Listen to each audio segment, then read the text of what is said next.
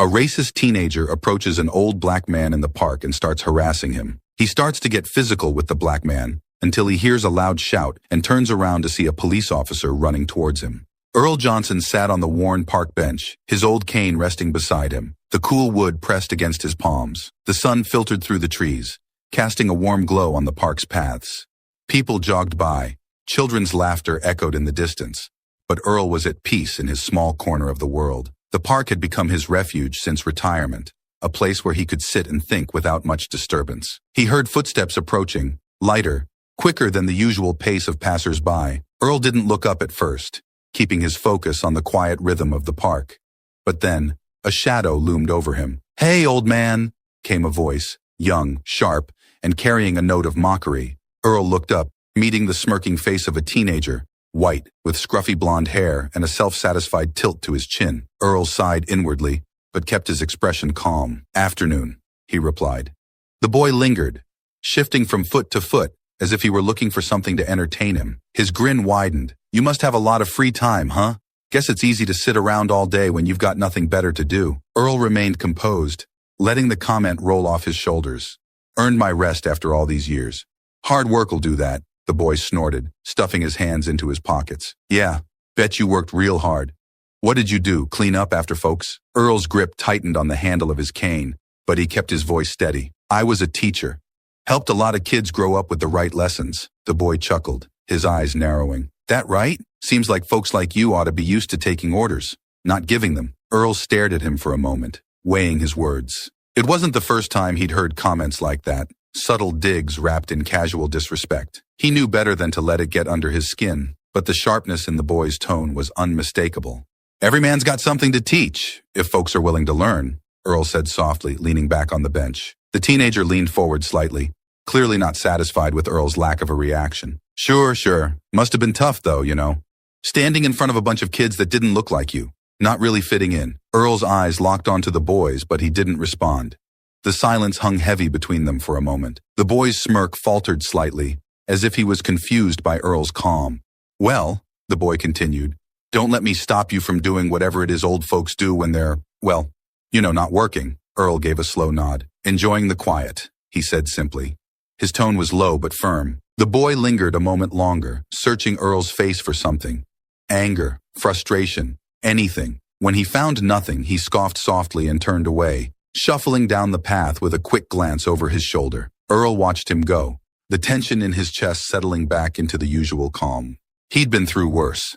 Much worse. And this was just the beginning. Earl sat still, his gaze fixed on the trees ahead. He hoped the boy would lose interest and move on, but he could feel that sharp, youthful energy lingering in the air. It didn't take long before the sound of those quick footsteps returned. The teenager circled back, his smirk broader, as though he had found a new game to play. "Still here, old man?"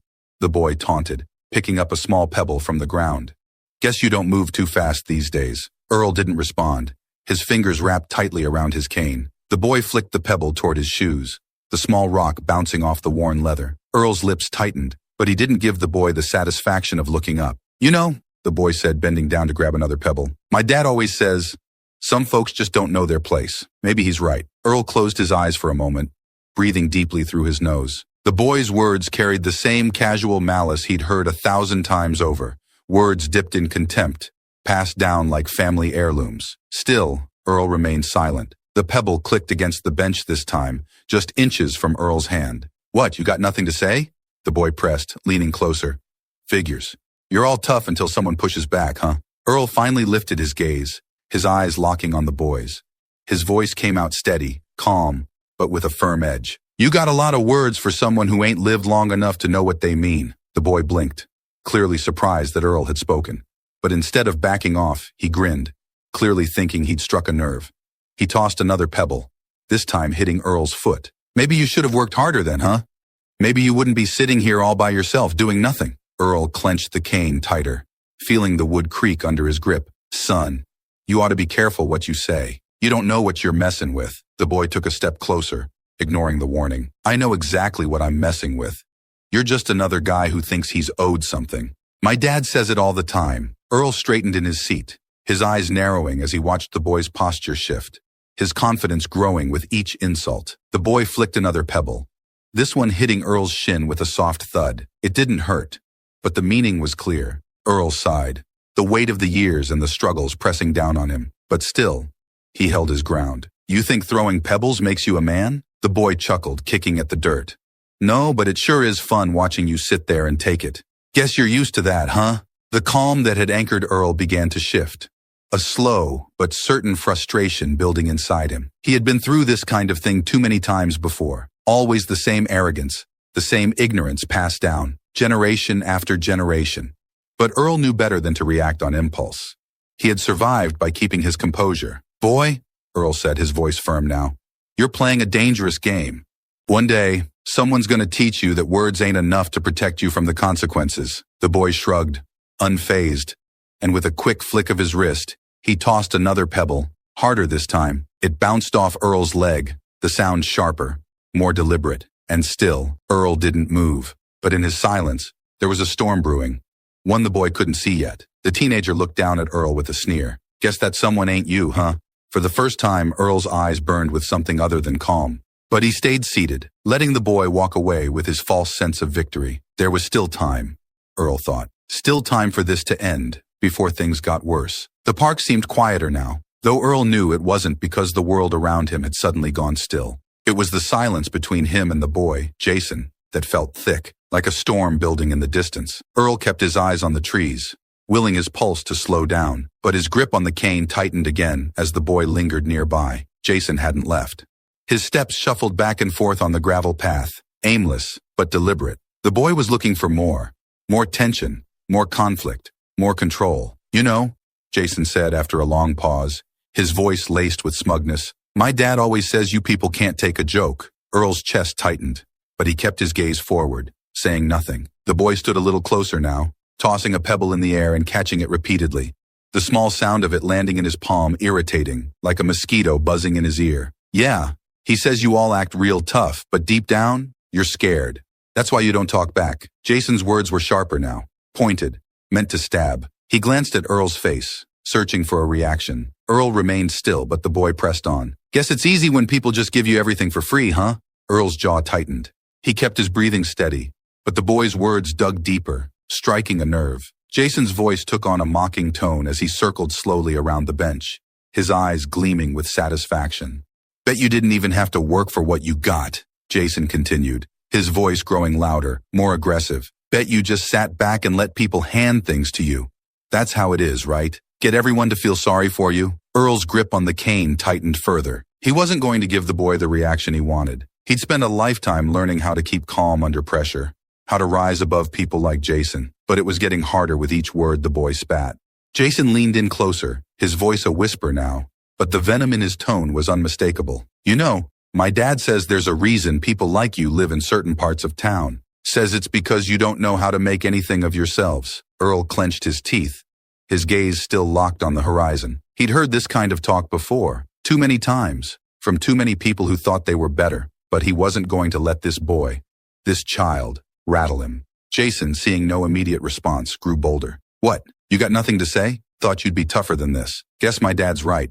Just a bunch of lazy people blaming everyone else for your problems. The last word hung in the air like smoke, thick and suffocating. Earl could feel the anger bubbling beneath the surface, the weight of a lifetime of insults and slights pressing against his chest. He knew if he opened his mouth, it would be hard to keep calm. So he stayed silent, gripping the cane so tightly his knuckles whitened. Jason, frustrated that his words still weren't getting the reaction he wanted, let out a sharp laugh. You just gonna sit there like a good boy, huh?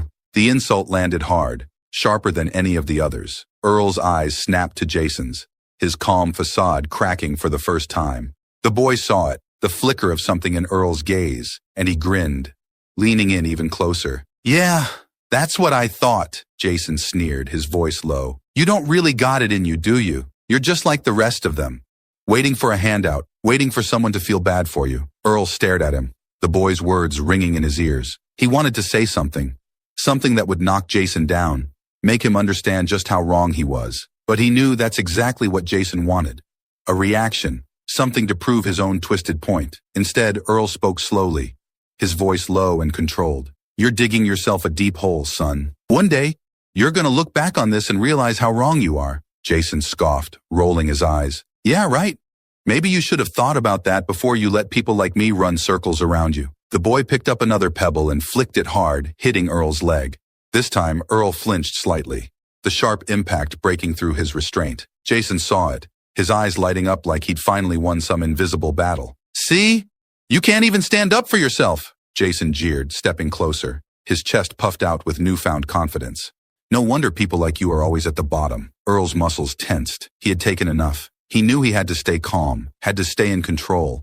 But the weight of Jason's words, the casual cruelty behind them, was pushing him to the edge. Walk away, boy, Earl said quietly, his voice laced with warning. Before you do something you'll regret. But Jason, emboldened by Earl's flinch, shook his head grinning. I ain't going nowhere. Not until you stand up and show me what you're really made of. The challenge hung in the air between them. And Earl knew then that this was far from over. Earl sat there for a moment longer, his gaze hardening as the boy's smug grin widened. The park was still around them, the peaceful atmosphere feeling miles away now, distant from the tension boiling between them. Earl knew he couldn't just sit there anymore. The boy wasn't going to stop. His taunts, his arrogance, the poison he was spitting. It wasn't going to end unless Earl made it clear he wasn't someone to be messed with. With a slow, deliberate movement, Earl placed both hands on his cane and pushed himself up from the bench. His legs felt heavy, weighed down by the years of quiet endurance, but they were steady. As he stood, his full height facing Jason, the boy took a step back, startled for a second by the old man's presence. Earl looked down at the boy, his eyes cold but controlled. I've been through more than you could ever know, he said, his voice firm, each word weighed and measured. And I'm telling you, for your own good, you need to walk away. Right now. Jason's bravado flickered, but he quickly masked it with a scoff, stepping closer again, refusing to back down. What, you think standing up is going to scare me? His voice was sharp, but there was a hint of uncertainty underneath it. You think you're tough now? Earl stood his ground, his eyes never leaving Jason's. Tougher than you'll ever know, the boy snorted, tossing another pebble at Earl's feet, clearly not satisfied. You're just an old man. You don't scare me. He paused, then added with a sneer, what are you going to do, huh? Hit me with your cane? Earl's fingers tightened around the cane, but he didn't raise it. His jaw was clenched, his pulse pounding in his ears. I don't need to hit you, boy. You're doing a fine job of tearing yourself down. Jason's face twisted with anger, and without warning he shoved Earl hard in the chest. Earl stumbled back, his cane clattering to the ground as he caught himself on the edge of the bench. His heart pounded as he steadied himself, but he didn't fall. He straightened up again, eyes locked on Jason, but now there was something different in his gaze, something sharp, something unyielding. That all you got? Earl said, his voice low, dangerous. You think pushing me makes you a man? Jason's hands balled into fists, his eyes narrowing. I ain't scared of you, he shouted, stepping forward again. This time, he shoved Earl even harder, sending him stumbling backward, almost losing his balance. You're just a nobody. You don't matter. Earl caught himself, breathing hard, his heart thudding in his chest. But this time he didn't stay quiet. He squared his shoulders, towering over the boy. You've got a lot of hate in you, son, but hate doesn't make you strong. It makes you weak. Jason's face flushed red, his fists trembling as he stepped closer, his voice a growl now. Shut up. You don't know anything about me. I know enough, Earl shot back, his voice calm but firm. I know that all that hate you've been taught is going to ruin you. Not today, maybe not tomorrow, but someday it'll break you down. Just like it's breaking you right now. Jason's eyes flashed with rage, and in that moment, Earl saw the boy's real fear, the fear of being seen for what he truly was. A scared kid trying to act tough. Jason lashed out, swinging a fist toward Earl, aiming for his chest. But this time, Earl was ready. He stepped back just enough to dodge the hit, his cane still on the ground, his fists at his sides. He didn't strike back, didn't move to defend himself. Instead, he stood tall, staring Jason down with a kind of strength the boy couldn't match. You're done, Earl said quietly, his voice carrying a finality that made Jason hesitate, his fist still clenched in midair. Walk away before you do something that'll haunt you. But Jason, too deep into his own anger now, wasn't thinking clearly. He shoved Earl again, this time with both hands harder than before, sending Earl crashing back onto the bench. For a brief second, Earl stayed there, breathing heavily, his body aching from the force of the boy's push. His hands tightened into fists, and he could feel the sharp sting of his pride urging him to retaliate. But something stronger held him back. The knowledge that if he reacted, if he struck back, he would be giving the boy exactly what he wanted. He sat up slowly, eyes burning into Jason's. You think you've won something here, boy? Earl's voice was low, but it carried all the weight of his years, his experiences, his wisdom. You haven't won anything. Jason stood there, fists still clenched, breathing hard, staring at Earl like he didn't know what to do next. He had expected Earl to fight back, to give him an excuse to escalate things further.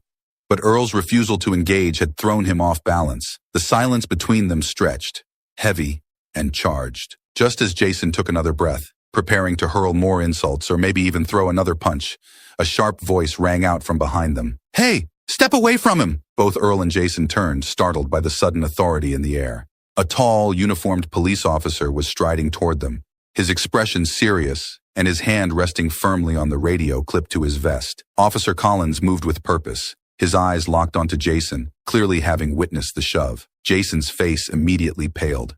His fists loosened, dropping to his sides as he took a step back from Earl. The confidence he had shown moments before drained from him, replaced by a flicker of fear. Earl, still seated on the bench, breathed deeply, grateful for the sudden intervention, but his body remained tense. He knew things could easily take another turn, depending on how this played out. The officer stopped in front of them, standing between Earl and Jason, his focus entirely on the boy. "What do you think you're doing?" Officer Collins demanded, his voice firm, leaving no room for argument. Jason stammered, his mouth opening and closing as he tried to come up with an excuse, but no words came out. His bravado had vanished the moment the officer appeared, and he seemed to shrink under the weight of the authority standing before him. "I asked you a question," Officer Collins repeated, his eyes narrowing. "What were you doing shoving this man?" Jason finally found his voice, though it was shaky and defensive. I didn't mean anything by it. We were just talking. He was trying to act all tough, so You just what?" Officer Collins cut him off sharply, crossing his arms. "You think it's okay to put your hands on someone? Harassing an older man in the park? Pushing him around? That's what you call talking?" Jason looked down at his shoes, his cheeks flushing with embarrassment. "I wasn't trying to hurt him," he mumbled. "It was just a stupid thing. I wasn't thinking." Earl, still seated, observed quietly, his eyes on Jason, but his breathing had steadied now. He wasn't sure how this would go, whether the officer would just give the boy a slap on the wrist or whether real consequences were coming. But he felt a quiet satisfaction watching Jason struggle to explain himself. Officer Collins looked at Earl, his tone softening slightly. "Are you all right, sir? Do you need medical attention?" Earl shook his head. "No, I'm all right. Been through worse." He glanced at Jason, then back at the officer. "But this boy here, he needs to learn that actions have consequences." Officer Collins nodded, his expression thoughtful. "That's exactly what I intend to make sure happens." Jason's eyes widened as Officer Collins turned back to him, his posture rigid with authority. "You're coming with me," he said firmly, taking a step closer to Jason. "We'll sort this out down at the station." Jason's panic was immediate, his hands shooting up in protest. "Wait, no! I didn't mean... My mom, she'll freak out. You can't take me in for something like this. I didn't even hurt him." "That's not how this works," Officer Collins said, his tone unyielding. "You don't get to decide what's serious and what isn't. You put your hands on someone, you harassed him, and now you're going to face the consequences." Jason's breathing quickened, and he took a step back, shaking his head. No, you don't understand. He didn't care. He didn't fight back or anything." Earl watched, his face unreadable, but inside he felt a strange sense of justice being served. The boy was now realizing what he had done wasn't just nothing. It was wrong, and he was being called out on it. Officer Collins stepped forward, grabbing Jason by the arm with a firm but controlled grip. "I saw enough to know you crossed a line, kid. Now let's go." Jason's eyes flickered with desperation, but before he could protest again, a voice, high-pitched and filled with panic, sliced through the air. "What's going on here? What are you doing with my son?" Earl turned his head, and there she was, a woman charging toward them, her face flushed with anger. Jason's mother. The sound of hurried footsteps and a voice full of outrage echoed across the park. Jason's mother, Karen Miller, stormed toward the scene, her eyes blazing with fury. She was a woman in her mid-40s, dressed in a crisp blouse with expensive sunglasses perched on her head, looking every bit the picture of suburban entitlement. The way she marched toward Officer Collins, you'd think she was about to put him in his place. "What are you doing with my son?" Karen shrieked, her voice sharp and piercing. "Let go of him right now." Officer Collins remained calm, but his grip on Jason didn't loosen. "Ma'am, your son was just caught harassing and assaulting this man," he said. nodding toward Earl, who stood quietly nearby. He's being detained and taken to the station. Karen's eyes flickered briefly toward Earl, but the recognition was fleeting. Her focus was entirely on Jason, and her face contorted with disbelief. Assault? Are you serious? Jason would never hurt anyone. She stepped closer, jabbing her finger toward Officer Collins. You must have this all wrong. My son's a good kid. You can't just arrest him like some criminal. Officer Collins didn't flinch. Ma'am, I saw your son push this man multiple times. He's facing charges for harassment and assault. Karen's face turned redder, her voice rising in pitch as she turned her attention to Earl, who had been watching silently, his face unreadable. Is this because of you? She spat. What did you say to him? What lies did you tell this officer? I know Jason. He would never do something like this unless he was provoked. Earl held her gaze, his expression calm but firm. Your boy wasn't provoked, ma'am. He chose to act the way he did, and now he's got to face the consequences. Karen's eyes flared with anger. Consequences? Oh, I know what this is, she said, her voice dripping with venom. You're playing the victim, aren't you? Trying to make it look like my son is some kind of monster because of people like you. Earl's lips tightened, but he didn't take the bait.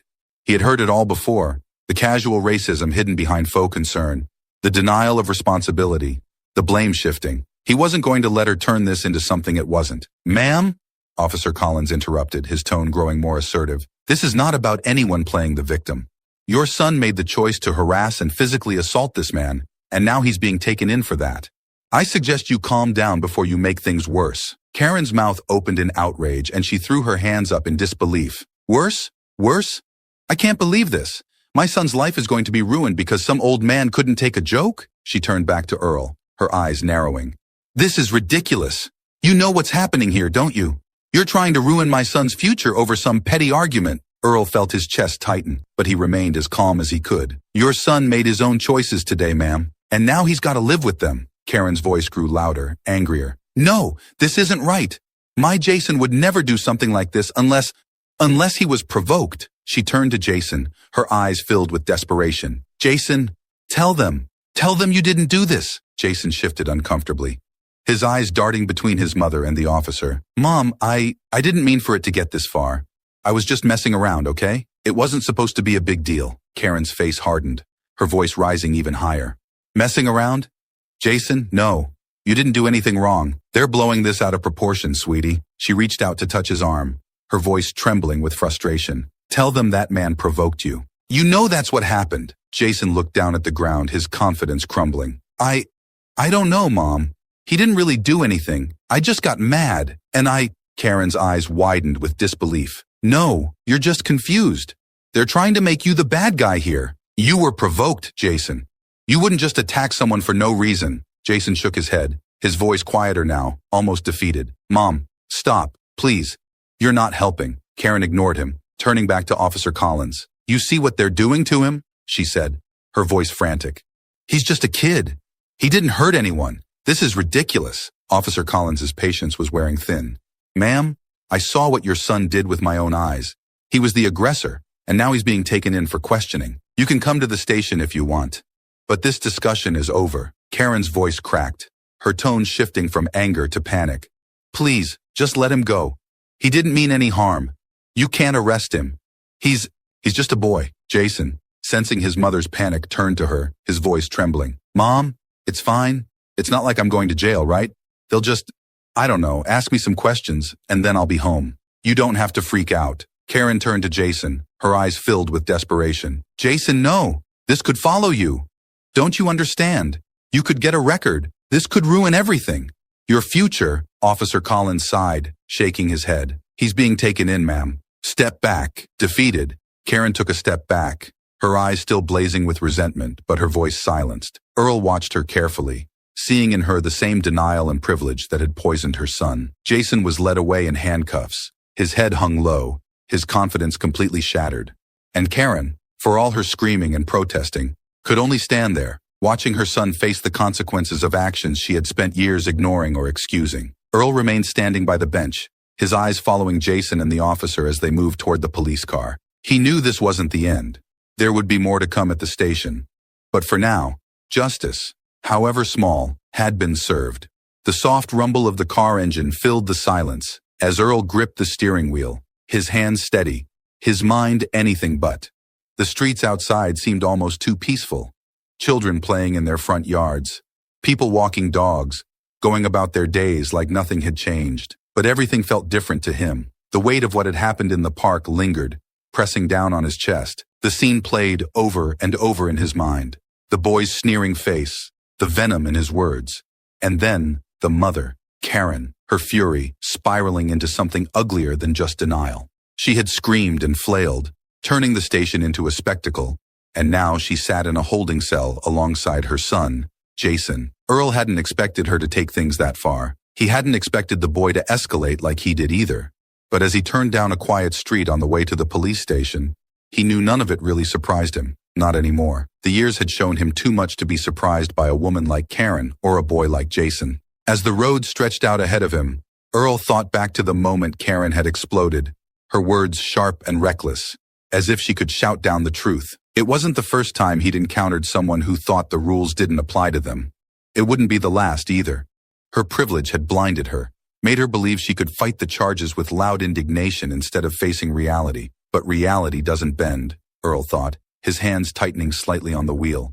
It stands firm. The boy, though. Earl's mind wandered to Jason. He'd seen boys like that before, too young to understand the full weight of their actions, too influenced by the people around them. Jason hadn't started out full of hatred. No, that was something learned, something passed down. Earl could see it clearly now, in the way the boy looked to his mother for validation, the way he let her feed his anger. The boy wasn't lost yet, though, not like his mother.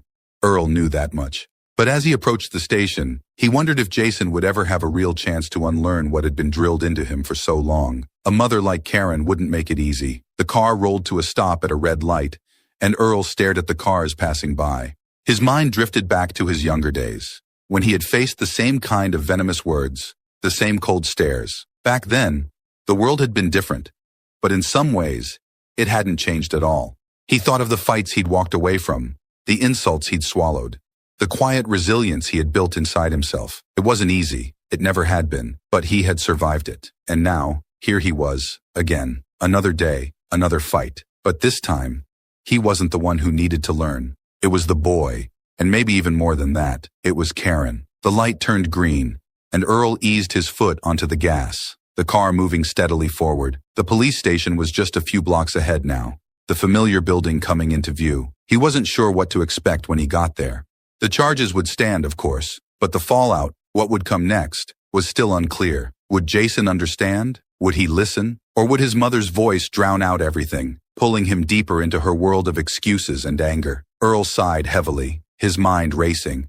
He wanted to believe the boy could change, but he had learned long ago that not everyone was willing to let go of their anger, to open their eyes to the truth of the world around them. He had seen people hold on to hate with both hands, even when it dragged them down. The car turned into the parking lot of the station, and Earl pulled into a space near the entrance. He sat there for a moment, the engine idling as his thoughts continued to churn. There was no clear answer, no simple resolution. There never was.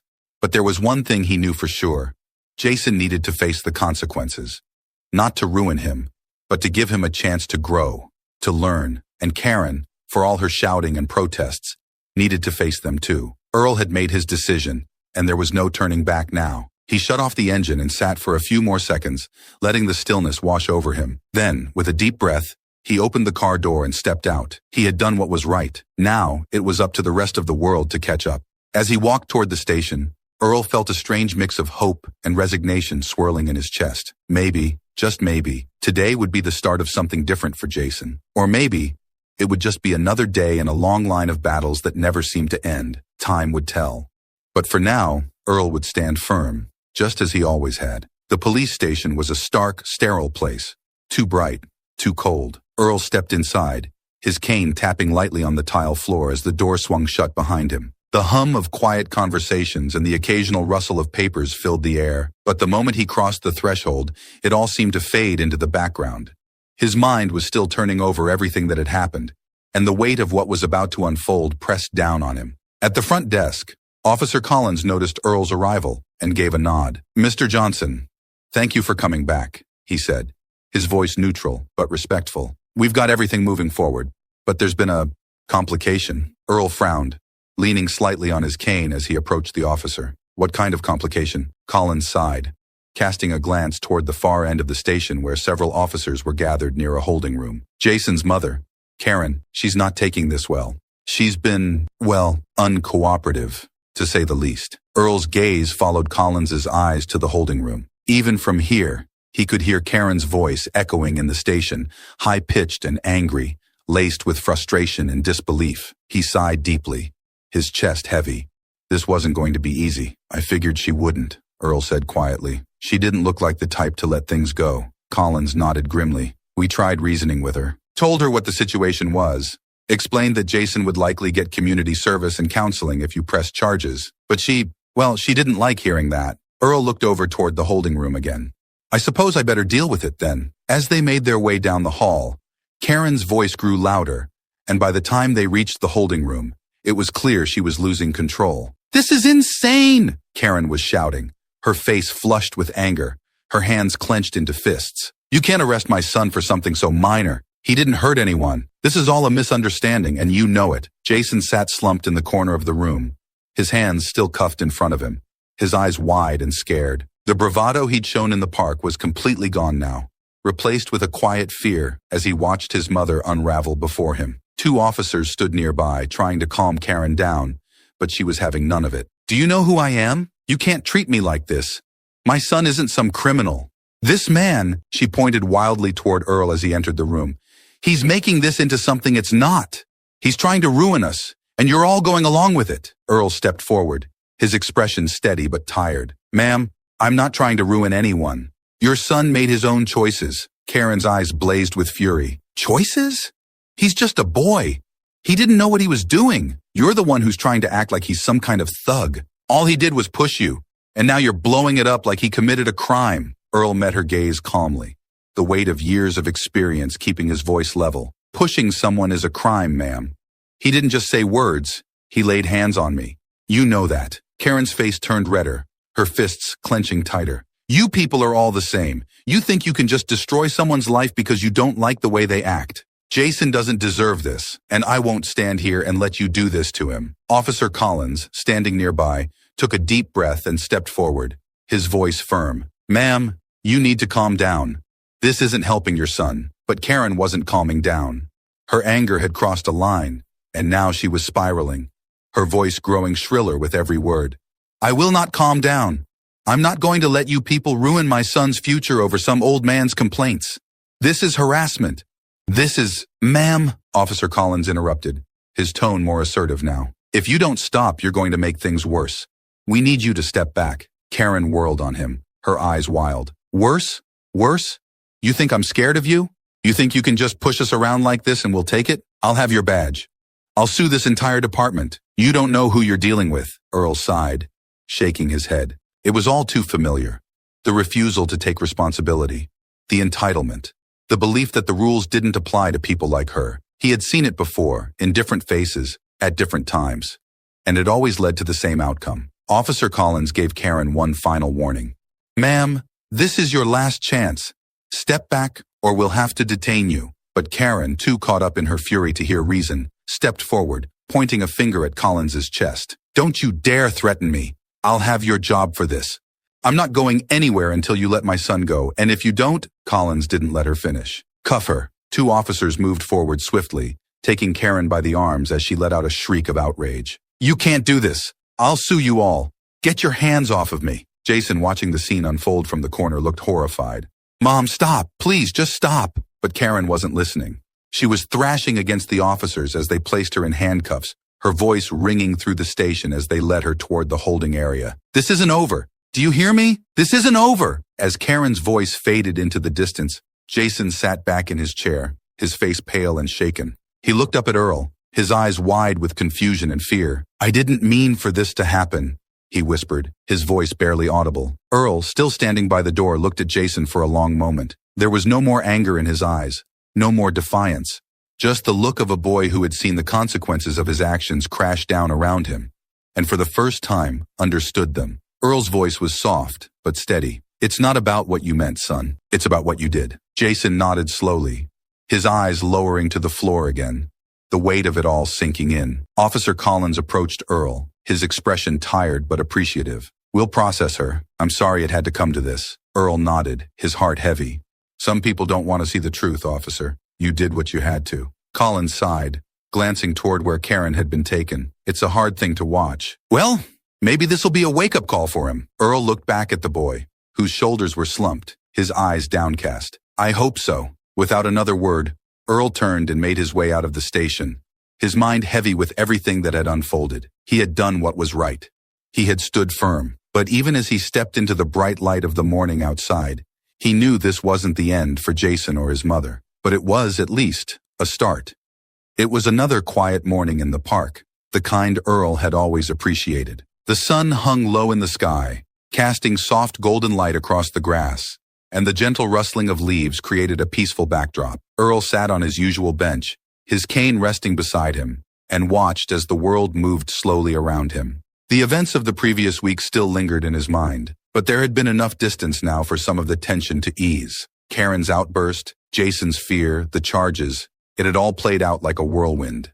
But now, in the calm of the park, Earl was content to let those memories settle into the past. As he watched a group of children playing near the fountain, Earl noticed a figure approaching from the path. It was a slow, deliberate walk, hesitant, as if unsure of what might come next. Earl squinted slightly, and as the figure came closer, he recognized Jason. The boy looked different now. Gone was the arrogance that had fueled him during their last encounter. He seemed smaller, humbled, his steps slower and more measured. He stopped a few feet from Earl, standing awkwardly with his hands stuffed in his pockets. Mr. Johnson, Jason said quietly, his voice far softer than it had been the last time they met. Earl nodded, his expression calm but watchful.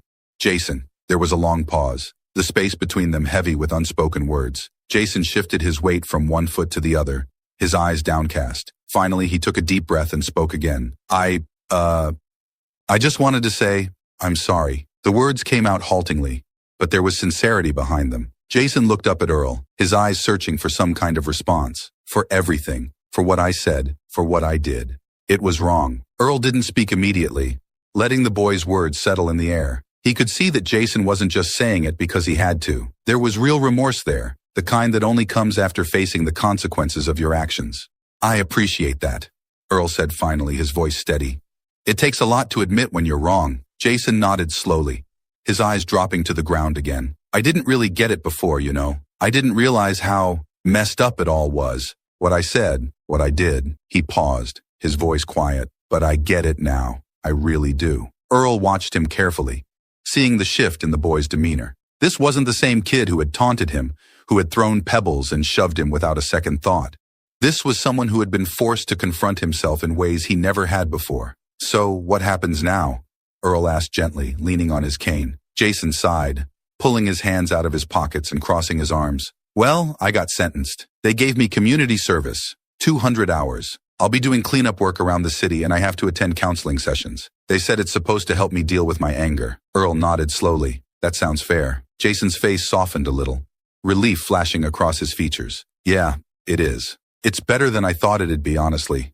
I got lucky, I guess. There was another pause, and then Jason looked back at Earl, his expression growing serious. I wanted to tell you about my mom, too. Earl's eyes narrowed slightly, but he remained silent, letting Jason continue. She's still pretty mad. She's fighting the charges they put on her for resisting the cops. She thinks she can get out of it, but I don't know, man. Jason shook his head, a shadow of frustration crossing his face. She doesn't think she did anything wrong. She's still blaming you and the police, and everyone but herself. Earl exhaled deeply, not surprised by the news, but disappointed all the same. That sounds about right, he said quietly. Some people don't want to face the truth. Jason nodded, his face falling. Yeah, I tried talking to her about it, you know. Tried to explain how things really went down, and how she needs to let it go, but she won't listen to me. She never does. There was a long, heavy silence between them. Earl could see the weight Jason was carrying, the frustration, the helplessness of seeing someone close to you refuse to change. He had seen it before in others, and it pained him to see the boy struggling with it now. But, Jason added after a moment, his voice soft but determined, I'm not going to be like her. I've been doing a lot of thinking since that day, and I don't want to live my life blaming everyone else for my problems. That's not who I want to be. Earl nodded slowly, his heart softening at the boy's words. That's a good start, son. The fact that you see that you want to be better, That's more than a lot of folks ever figure out. Jason smiled faintly, his eyes filled with gratitude. I owe you for that, Mr. I really do. If you hadn't pressed charges, if you just let me get away with it, I wouldn't have learned anything. I probably would have just kept doing the same stupid stuff. He paused, then added quietly, thank you. Earl looked at him for a long moment, then nodded. You don't owe me anything, Jason. What you do next, that's on you, but I hope you stay on this path. It's a better one than the one you were on before. Jason's smile grew a little wider, though it still carried a touch of sadness. Yeah, I will. I'm trying. With that, Jason shifted his weight again, clearly unsure if he should say more or if he'd already said too much. Earl could sense the boy's discomfort and decided to ease it. You'll be all right, Earl said softly, his tone reassuring. It ain't going to be easy, but if you keep at it, you'll be all right. Jason nodded, relief washing over him. Thanks, Mr. Johnson. He turned to leave, walking away slowly, his posture lighter than it had been when he first arrived. Earl watched him go, a strange sense of hope blooming in his chest. The road ahead for Jason would be long, and there were no guarantees. But for the first time, Earl believed the boy had a real chance at changing. And as the boy disappeared down the path, Earl leaned back on the bench, letting the warmth of the morning sun settle over him. The park felt peaceful again, but this time, it wasn't just the quiet surroundings. It was the knowledge that sometimes people can change, even when it seems impossible.